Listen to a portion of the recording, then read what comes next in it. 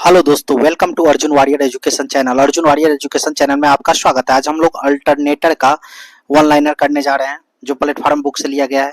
ये सारे one liner अति महत्वपूर्ण है। देखिए फर्स्ट से देखते हैं हम। देखिए फर्स्ट क्या कर रहा है, देखिए कर रहा है अल्टरनेटर में गतिज ईएमएफ का सूत्र। गतिज ईएमएफ का सूत्र जो आपका होता है, गतिज ईएमएफ ये ई डब्ल्यू मानते हैं उसको, इसको ए ई जीरो बोलते हैं। ई जीरो बी एल भी साइन थीटा होता है, बी एल भी साइन थीटा होता है। अल्टरनेटर में गतिज ईएमएफ का सूत्र बी एल भी साइन थीटा होता है। देखिए बी फोर क्या होता है, फ्लक्स घनत्व।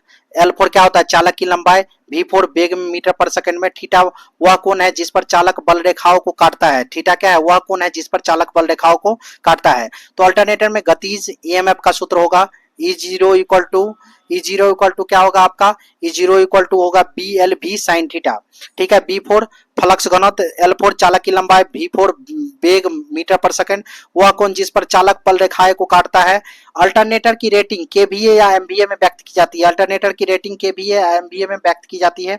केवीए और एमवीए में व्यक्त की जाती है। किलो वोल्ट एम्पियर या मेगा वोल्ट एम्पियर में व्यक्त की जाती है। वर्तमान में अल्टरनेटर के सिंक्रोनाइजेशन हेतु सिंक्रोनोस्कोप का प्रयोग किया जाता है। वर्तमान में अल्टरनेटर के सिंक्रोनाइजेशन हेतु सिंक्रोनोस्कोप का प्रयोग किया जाता है। बड़े अल्टरनेटर में घूमने वाले चुंबकीय क्षेत्र तथा छोटे अल्टरनेटर में स्थिर चुंबकीय क्षेत्र का प्रयोग होता है।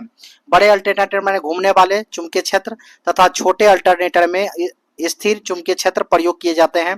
समांतर विद्युत का उत्पादन 11 केवी तथा अधिकतम 33 केवी पर किया जाता है। समांतर विद्युत का उत्पादन 11 केवी तथा अधिकतम 33 केवी पर किया जाता है। जब अल्टरनेटर का लॉड हटा लिया जाता है तो टर्मिनल वोल्टेज बढ़ जाता है। अल्टरनेटर का लॉड हटेगा, टर्मिनल वोल्टेज बढ़ जाएगा। अल्टरनेटर का लॉड हटेगा, टर्मिनल वोल्टेज बढ़ जाएगा। यदि अल्टरनेटर की आवृत्ति बढ़ती है तो वोल्टेज भी बढ़ता है। आवृत्ति क्या होता है, फ्रीक्वेंसी डायरेक्टली प्रोपोर्शनल होता है किसका, वोल्टेज का। तो आवृत्ति बढ़ेगा तो वोल्टेज भी बढ़ेगा, आवृत्ति बढ़ेगा तो वोल्टेज बढ़ेगा। अगर लॉड हटा दिया जाएगा तो तभी वोल्टेज बढ़ जाएगा। जब दो अल्टरनेटर समांतर क्रम में चल रहे हो तो एक को डिस्कनेक्ट करना हो तो एक अल्टरनेटर का लॉड दूसरे अल्टरनेटर पर तब्दील कर देना चाहिए।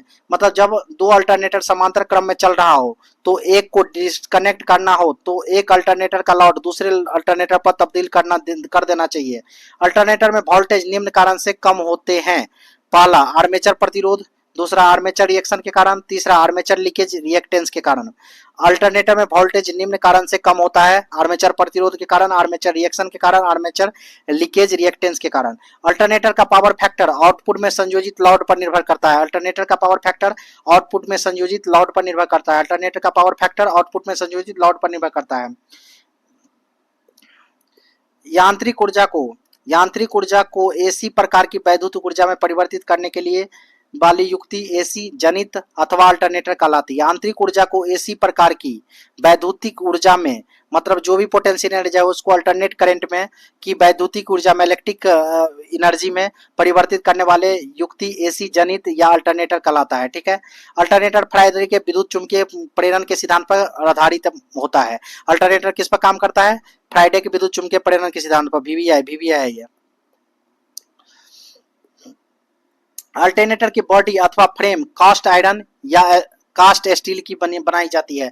अल्टरनेटर की बॉडी या अथवा फ्रेम कास्ट आयरन या कास्ट स्टील की बनाई जाती है। अल्टरनेटर की बॉडी अथवा फ्रेम कास्ट आयरन या कास्ट स्टील की बनाई जाती है। अल्टरनेटर के स्टेटर मुख्यतः आर्मेचर कोरें होती हैं। अल्टरनेटर के स्टेटर में मुख्यतः आर्मेचर कोरें होती हैं जिसकी आंतरिक परिधि पर स्लॉट कटे होते हैं, जिसके आंतरिक परिधि पर स्लॉट कटे होते हैं। आर्मेचर कोर की एडी धारा क्षति का मान कम रखने के उद्देश्य से सिलिकॉन स्टील की वार्निश आलेपित पत्तियों को जोड़कर बनाया जाता है। आर्मेचर कोर की एडी धारा क्षति का मान कम रखने के उद्देश्य से सिलिकॉन स्टील की वार्निश आलेपित पत्तियों को जोड़कर बनाया जाता है। आलेपित पत्तियों को जोड़कर बनाया जाता है। ठीक है,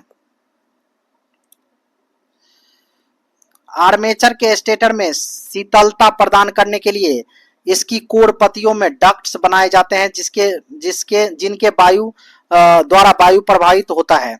आर्मेचर के स्टेटर में शीतलता प्रदान करने के लिए इसकी कोर पत्तियों में डक्ट्स बनाए जाते हैं जिनके द्वारा वायु प्रवाहित होती है। अल्टरनेट पर चुंबकीय क्षेत्र स्थापित करने वाला भाग रोटर कहलाता है। अल्टरनेट पर चुंबकीय क्षेत्र स्थापित करने वाला भाग रोटर कहलाता है। दोस्तों थोड़ा स्पीड में करते हैं क्योंकि मुझे कंप्लीट करवाना है एग्जाम से पहले, और इसके बाद आपका 100 डेली प्रैक्टिस से चलेगा 100 क्वेश्चन का। एसके झा सर का उसका आप लोग कमेंट में इसका अगर कमेंट कीजिएगा तो मैं उसका 65 को सेट टोटल करवा दूंगा, जिसमें कंप्यूटर, हिंदी, इंग्लिश और ये जो आपका ट्रेड्स है सारा क्वेश्चन रहेगा।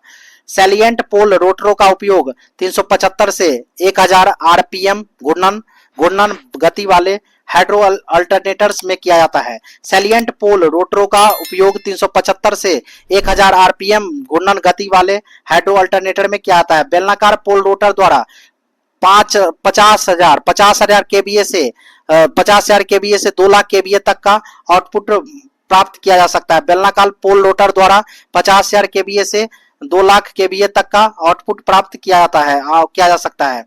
एक्साइटर द्वारा उत्पन्न किया गया डीसी विद्युत वाहक बल 2 स्लिप रिंग्स के द्वारा रोटर कॉइल को प्रदान किया जाता है। एक्साइटर द्वारा उत्पन्न किया गया डीसी विद्युत वाहक बल 2 स्लिप रिंग्स के द्वारा रोटर कॉइल को प्रदान किया जाता है। एक्साइटर द्वारा उत्पन्न किया गया डीसी विद्युत वाहक बल 2 स्लिप रिंग्स के द्वारा रोटर कॉइल को प्रदान किया जाता है। अल्टरनेटर के उत्तेजन को कम एवं अधिक करने के लिए एक्साइटर परिपथ में रेगुलेटर का प्रयोग किया जाता है। अल्टरनेटर के उत्तेजन को कम एवं अधिक करने के लिए एक्साइटर परिपथ में रेगुलेटर का प्रयोग किया जाता है। अल्टरनेटर के स्लिप रिंगों पर ब्रश लगे होते हैं। अल्टरनेटर के स्लिप रिंगों पर ब्रश लगे होते हैं जिनसे उत्पन्न की गई एसी प्राप्त की जाती है। ग्रिड सिंक्रोनाइजेशन हेतु फेज एंगल की अधिकतम सीमा ±20 डिग्री तक होती है। ग्रिड सिंक्रोनाइजेशन हेतु फेज एंगल की अधिकतम सीमा कितना होना चाहिए? ±20 डिग्री तक जो होती भी है। ग्रिड सिंक्रोनाइजेशन हेतु फेज एंगल की अधिकतम सीमा ±20 डिग्री तक होती है। किसी चालक में उत्पन्न विद्युत वाहक बल चुंबकीय फ्लक्स घनत्व B, चालक की लंबाई L तथा चालक के वेग V के अनुक्रमानुपाती होता है। क्योंकि देखिएगा किसी चालक में उत्पन्न विद्युत वाहक बल क्या होता है? BLV कितना? BLV अब होता है sine theta, BLV sine theta होता है। तो जब BLV साइन थीटा होगा तो ये चुंबकीय फ्लक्स का लेंथ का वोल्टेज का समानुपाती होगा। ठीक है। यहाँ किसी अल्टरनेटर में प्रेरित होने वाले विद्युत वाहक बल की आवृत्ति फील्ड पोल्स की संख्या तथा रोटर की घूर्णन गति के अनुक्रमानुपाती होती है। अल्टरनेटर पर होने वाले विद्युत वाहक बल फील्ड पोल्स की संख्या और किसका फ्रीक्वेंसी का भी क्या होती है? फ्रीक्वेंसी का भी अनुक्रमानुपाती होती है, मतलब डायरेक्टली प्रोपोर्शनल होता है। रोटर की घूर्णन गति के अनुक्रमानुपाती होती है। ठीक है, आगे देखिए। किसी अल्टरनेटर के घूर्णन करने वाले भाग को घुमाने के लिए प्रयुक्त यांत्रिक प्रणाली प्राइम मूवर कहलाती है। किसी अल्टरनेटर के घूर्णन करने वाले भाग को घुमाने के लिए प्रयुक्त यांत्रिक प्रणाली प्राइम मूवर कहलाती है। स्टीम टरबाइन अल्टरनेटर के रोटर्स को घुमाने के लिए वाष्प की तीव्र प्रहार से चलित टरबाइन प्रयोग की जाती है। स्टीम टरबाइन अल्टरनेटर के रोटर्स को घुमाने के लिए वाष्प की तीव्र प्रहार से चलित टरबाइन का प्रयोग की जाती है। विद्युत सप्लाई के असफल हो जाने पर, पावर कट हो जाने पर ऑयल इंजन अल्टरनेटर द्वारा विद्युत आपूर्ति की जाती है। विद्युत सप्लाई के असफल हो जाने पर या पावर कट हो जाने पर ऑयल इंजन अल्टरनेटर द्वारा विद्युत आपूर्ति की जाती है। रोटेटिंग फील्ड अल्टरनेटर के लिए केवल 2 स्लिप रिंग पर्याप्त होते हैं। रोटेटिंग फील्ड अल्टरनेटर के लिए केवल 2 स्लिप रिंग पर्याप्त होते हैं, चाहे फेज की संख्या 1 या 3 कुछ भी हो। अल्टरनेटर के 3 फेज आउटपुट को आवश्यकता अनुसार स्टार अथवा डेल्टा संयोजन से प्राप्त किया जा सकता है। अल्टरनेटर के 3 फेज आउटपुट को आवश्यकता अनुसार स्टार अथवा डेल्टा संयोजन से प्राप्त किया जा सकता है। सिंगल फेज अल्टरनेटर में आर्मेचर बाइंडिंग को श्रेणी क्रम में संयोजित किया जाता है। सिंगल फेज अल्टरनेटर में आर्मेचर बाइंडिंग को श्रेणी क्रम में संयोजित किया जा सकता है। 3 फेज अल्टरनेटर के 3 बाइंडिंग्स होते हैं जो कि एक दूसरे पर से 120 डिग्री कोण पर स्थापित की जाती है। पॉलीफेज अल्टरनेटर में 3 बाइंडिंग्स होते हैं जो एक दूसरे से कितना पर एक दूसरे पर 120 डिग्री पर संयोजित की जाती है। बहुत छोटे आकार के 100 उत्तेजित अल्टरनेटर में अस्थायी चुंबकीय तत्व रोटर प्रयोग किया जाता है। बहुत छोटे आकार के 100 उत्तेजित अल्टरनेटर्स में अस्थायी चुंबकीय चुंबक युक्त रोटर प्रयोग किया जाता है। ब्रश रहित अल्टरनेटर दो अल्टरनेटर को एक ही शाफ्ट पर सिरे से सिरे जोड़कर बनाया जाता है। ब्रश रहित अल्टरनेटर दो अल्टरनेटर को एक ही शाफ्ट पर सिरे से सिरे जोड़कर बनाया जाता है। अल्टरनेटर के फेज की जांच करने के लिए फेज क्रम टेस्टर अथवा फेज क्रम प्रदर्शक नामक यंत्र प्रयोग किया जाता है। अल्टरनेटर्स की फेज की जांच करने के लिए फेज क्रम टेस्टर अथवा फेज क्रम प्रदर्शक नामक यंत्र का प्रयोग किया जाता है। अल्टरनेटर, जब हम बात करेंगे अल्टरनेटर में किसका, पीच फैक्टर का। पीच फैक्टर, अल्टरनेटर का पीच फैक्टर किसी आर्मेचर कॉइल के दोनों पार्श्वों में उत्पन्न विद्युत वाहक बलों के वेक्टर योग तथा उनके गणितीय योग का अनुपात होता है। मतलब अगर आपको अल्टरनेटर का पीच फैक्टर निकालना है तो किसी आर्मेचर कॉइल के दोनों पार्श्वों में उत्पन्न विद्युत वाहक बलों के वेक्टर योग तथा उनके गणितीय योग का अनुपात निकाल लीजिए, वो निकल जाएगा पीच फैक्टर। अल्टरनेटर के पीच फैक्टर का कोई मात्रक नहीं होता तथा इसका अधिकतम मान 1 होता है। मात्रक क्यों नहीं होता है, क्योंकि आपका मात्रक इसलिए नहीं होता है कि अनुपात है, अनुपात का कोई मात्रक, दोनों मात्रक कट जाएगा। तो अल्टरनेटर के पिच फैक्टर का कोई मात्रक नहीं होता है, इसका अधिकतम मान 1 होता है। डिस्ट्रीब्यूशन फैक्टर जिसको केडी फैक्टर कहते हैं, तो sine n beta by 2 n sine beta by 2, sine n beta by 2 n sine beta by 2, जहां एन है प्रति फेज प्रति पोल खांचों की संख्या। बी इक्वल टू क्या होता है 180 बाय प्रति पोल खांचों की संख्या। 180 बाय बीटा इक्वल टू आपको निकालना है तो 180 बाय प्रति पोल खांचों की संख्या निकाल लीजिएगा। KD factor equal to sine n beta by 2 by n sine beta by 2, sine n beta by 2 n sine beta by 2, n equal to प्रति फेज पोलों की संख्या खांचों की संख्या, और बीटा इक्वल टू क्या होता है 180 बाय प्रति पोल खांचों की संख्या। अल्टरनेटर के खांचों की संख्या तथा पोल्स की संख्या का अनुपात को कॉइल स्पैन कहलाता है। अल्टरनेटर के खांचों की संख्या तथा पोल की संख्या के अनुपात को कॉइल स्पैन कहलाता है। वक्रीय विद्युत वाहक बल के लिए अल्टरनेटर के फॉर्म फैक्टर का मान 1.11 रखा जाता है। ज्वाक्रीय विद्युत वाहक बल के लिए अल्टरनेटर के फॉर्म फैक्टर का मान 1.11 रखा जाता है। अल्टरनेटर द्वारा उत्पन्न विद्युत वाहक बल निम्न सूत्र द्वारा ज्ञात किया जाता है। निम्न सूत्र द्वारा ERMS equal to 2.22 phi FZ, ERMS equal to 2.22 phi FZ या 4.44 फाई FT वोल्ट। कारण ERMS प्रति फेज उत्पन्न विद्युत बल का RMS मान, फाई इक्वल टू प्रति pole flux, Z equal to प्रति फेज चालकों की संख्या, Z इक्वल टू 2T होता है। क्या होता है 2T होता है। कारण बियरिंग में होने वाले हानि को घर्षण हानि के नाम से भी जाना जाता है। इसका मान 18.9 LD V to the power 3/2 into 10 to power -10 watt होता है। L4 बियरिंग की लंबाई, D4 बियरिंग की व्यास, V4 बियरिंग के परिपथ में वेग,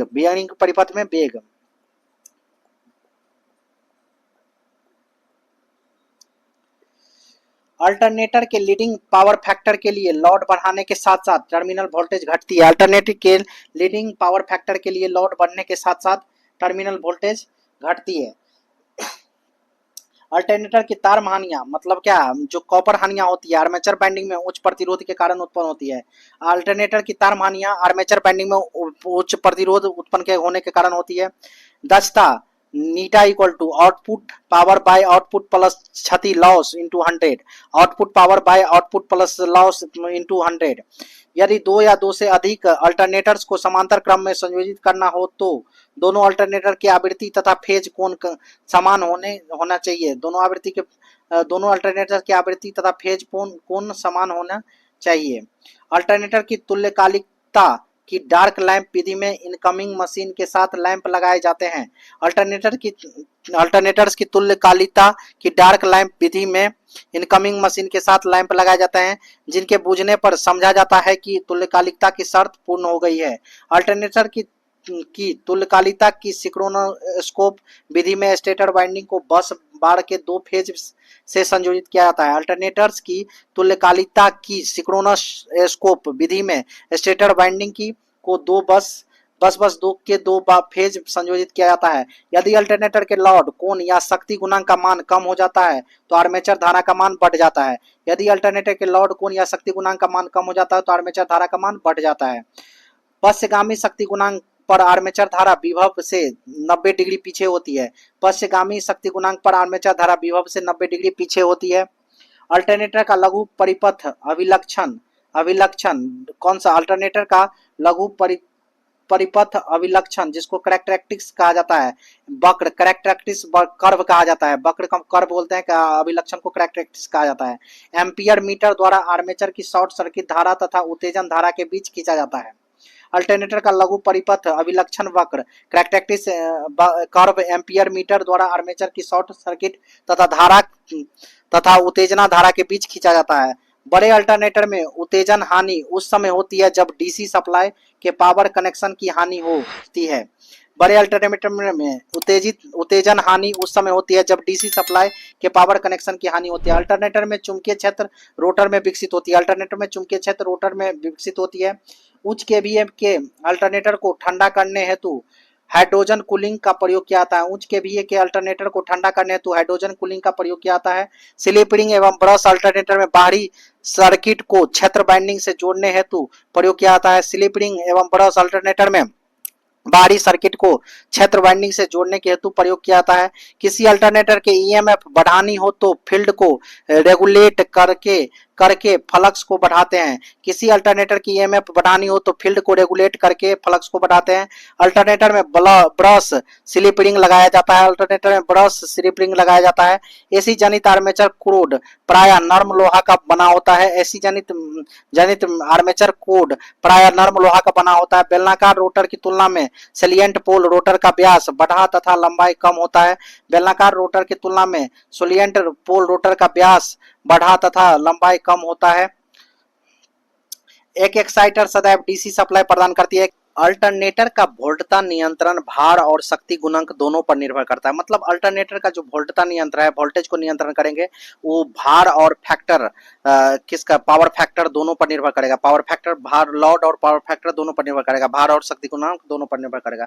जब कोई कुंडली चुंबकीय फ्लक्स का समकोण पर छेदन कट करती है तो उसके अधिकतम ईएमएफ उत्पन्न होता है, उसमें अधिकतम ईएमएफ उत्पन्न होता है। जब कोई कुंडली चुंबकीय फ्लक्स का समकोण पर छेदन कट करती है तो उसमें अधिकतम ईएमएफ होगा। अल्टरनेटर फ्राइडे के नियम पर आधारित है। अल्टरनेटर फ्राइडे के नियम पर आधारित है। पश्च शक्ति गुणांक पर अल्टरनेटर अति उत्तेजित मतलब ओवर एक्साइटेड होता है। पश्च शक्ति गुणांक पर अल्टरनेटर अति उत्तेजित ओवर एक्साइटेड होता है।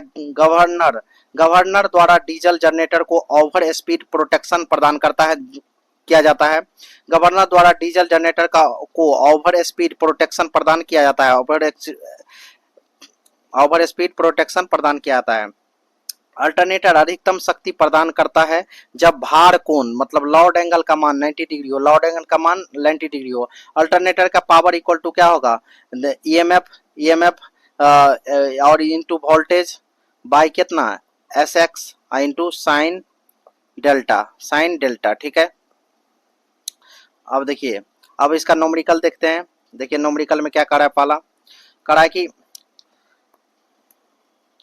संख्यात्मक हल प्रश्न सोल्व नोमरिकल है। ये एक प्रत्यावर्ती में प्रति ध्रुव 9 प्रखांच है। प्रखांच मतलब स्लॉट है। 9 स्लॉट कितना है, प्रति ध्रुव स्लॉट 9 है। प्रत्येक कुंडली का 8 प्रखांच तारत्व पर विस्तृत होती है। तो तारत्व गुण क्या होगी, देखिए तारत्व गुण बराबर पिच फैक्टर बराबर प्रखाचा की संख्या। प्रत्येक कुंडली में क्या होता है, प्रखाचा की संख्या ध्रुव की संख्या बराबर होता है। तो ये 9 का 9 ही आंसर होगा, क्योंकि इसमें दोनों इक्वल होता है। अब प्रति ध्रुव प्रकाशा 9 है, प्रखांच 9 है, स्लॉट प्रत्येक कुंडली में प्रखांच 8 है।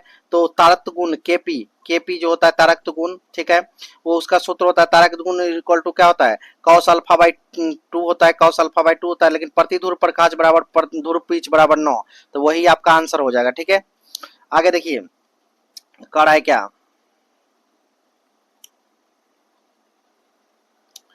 एक 3 फेज प्रत्यावर्तक में 1000 आरपीएम की गति से संचालित हो रही है और प्रति फेज 2000 वोल्टेज उत्पन्न करता है। तो उसी क्षेत्र में उत्तेजन के साथ यदि उसे 2000 आरपीएम पर संचालित किया जाए तो प्रति फेज वोल्टेज उत्पन्न क्या होगा। देखिए आपका ये E1 कितना दिया है 2000 वोल्टेज, N कितना हुआ है 1000 और दूसरा N2 कितना है 2000 आरपीएम। ठीक है, N1 1000 आरपीएम। अब देखिए E का जो होता है एवरेज ईएमएफ का अगर एवरेज निकालते हैं तो वो होता है पी फाई एन बाई कितना 60 डिग्री। अब देखिए एवरेज डायरेक्टली प्रोपोर्शनल है किसका, एन का। तो E1 बाई क्या हो जाएगा E2 इक्वल टू क्या N1 बाई N2। अब देखिए N2, अब E1 कितना था आपका 2000, ठीक है। इसके बाद क्या था E2, E2 आपका निकालना है, ठीक है। इसके बाद देखिए E2 निकालना है, N1 कितना है आपका 1000 और ये कितना है 2000। अब देखिए 2000 1000, ये 2000 से 1000 दो बार में कट के कैंसिल है, ये क्रॉस मल्टीप्लिकेशन करेंगे तो कितना आएगा 4000। 4000 कौन वोल्ट में है, तीन नंबर में, 4 नंबर में ऑप्शन में 4000 वोल्ट, ठीक है।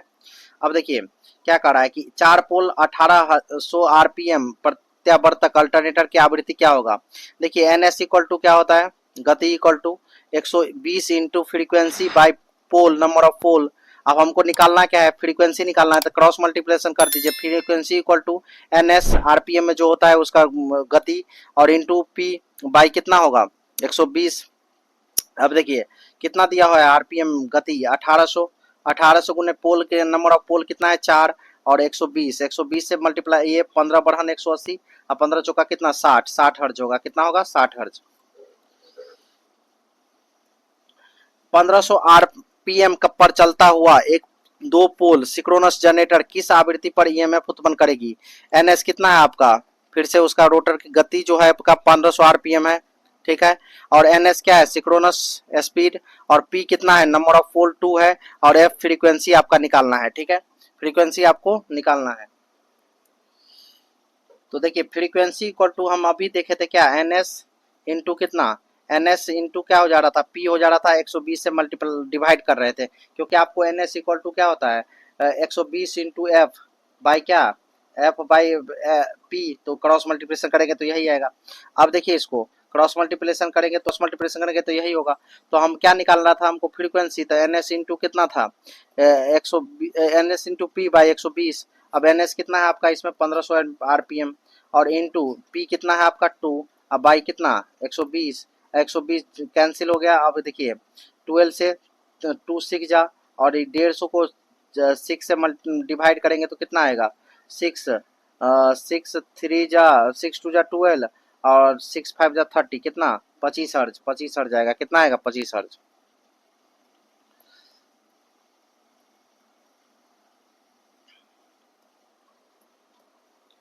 एक 8 पोल का प्रत्यावर्तक 750 आरपीएम पर चल रहा है, इस प्रत्यावर्तक अल्टरनेटर की आवृत्ति क्या होगा। फिर से आवृत्ति frequency equal to N S into P by क्या synchronous speed into number of pole by 120। अब देखिए यहाँ 750 इंटू कितना हो जाएगा आपका पी कितना है 8 और 120, अगर इसको करेंगे कैंसिल कैंसिल। अब देखिए यहाँ 4 दूनी 8, 4 तीरी 12, 25 तिया 75, तो 25 दूना कितना हो जाएगा 50 हर्ज, 50 हर्ज, ठीक है। आगे देखिए 60 हर्ज के साथ विद्युत वाहक बल बनाने वाले 4 पोल प्रत्यावर्तक की गति कितना होगी, गति निकालना है एनएस। एनएस इक्वल टू क्या होता है 120 इंटू एफ बाई कितना पी। अब 120 कितना है इंटू एफ होगा, तो 120 एफ का वैल्यू कितना है, फ्रीक्वेंसी कितना है 60 हर्ज, और 4 पोल है 15, अब 15 बढ़न कितना 180, दैट मीन्स 1800 आरपीएम। कराए कि 50 हर्ज 8 पोल तुल्यकालिक मोटर की गति कितना होगी, एनएस निकालना है।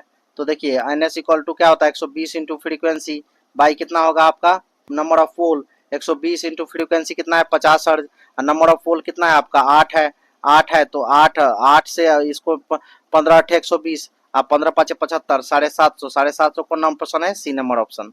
आगे देखिए क्या दिया हुआ आपका 6 ध्रुव 50 हर्ज वाले प्रत्यावर्तक की गति निकालना है, एनएस निकालना है। एनएस इक्वल टू क्या होता है, जब भी बात करते हैं एनएस इक्वल टू तो 120 गुने एफ होता है, फ्रीक्वेंसी बाई पोल होता है, 120 गुने फ्रीक्वेंसी आपका कितना है 50 है, और ये पोल कितना है नंबर ऑफ पोल 6 है, दूना 12 120, 20 छक्के आप 12 5 कितना 60, कितना 12 5 5 दूना 10, 10 तो मतलब 1000, 1000 होगा, ठीक है। आगे देखिए क्या कह रहा है,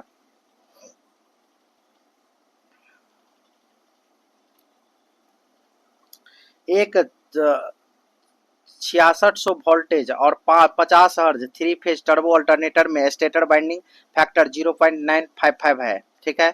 यदि फ्लक्स प्रति पोल 1.2 वेबर है तो स्टेटर बाइंडिंग में प्रति फेज टर्न की संख्या गणना करें, और √3 का वैल्यू 1.73 ये तो होता ही है। अब देखिए यहाँ आपको इजी दिया है, क्या कितना दिया है आपका, वो दिया है 6600 वोल्ट, ठीक है। फ्रीक्वेंसी 50 हर्ज, केडी, ये जो पावर फैक्टर है वो कितना है, केडी जो है आपका स्टेटर बाइंडिंग का फैक्टर वो 0.955 दिया है और फाई का वैल्यू 1.2 वेबर दिया है।